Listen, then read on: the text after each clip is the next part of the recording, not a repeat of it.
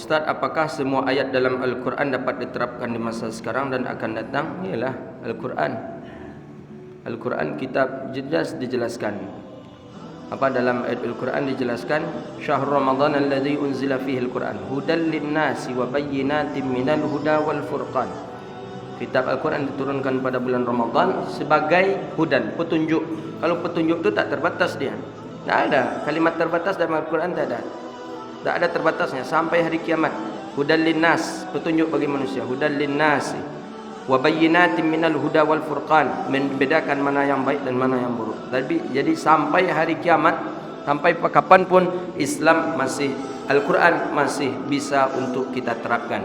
Jadi kalau ada orang mengatakan Al-Quran itu bisa diterapkan zaman dulu sekarang tidak, itu buku bacaan kita. Buku bacaan bisa dulu, bolehlah.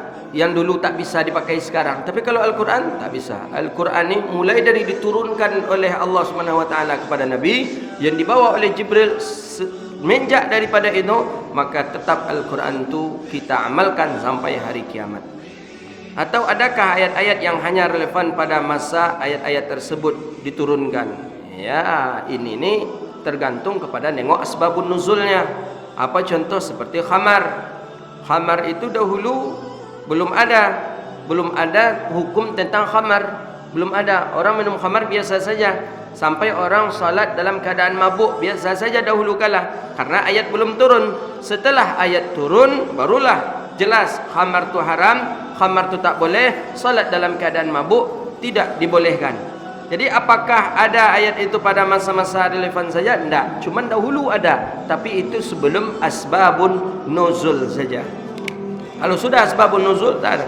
Jadi mesti kita amalkan terus menerus ayat Al-Quran. Iya, jelas ayat Al-Quran itu dalam Al-Quran saja jelas. Wa man lam yahkum bima anzalallah. Berapa kali itu diulang dalam Al-Quran itu?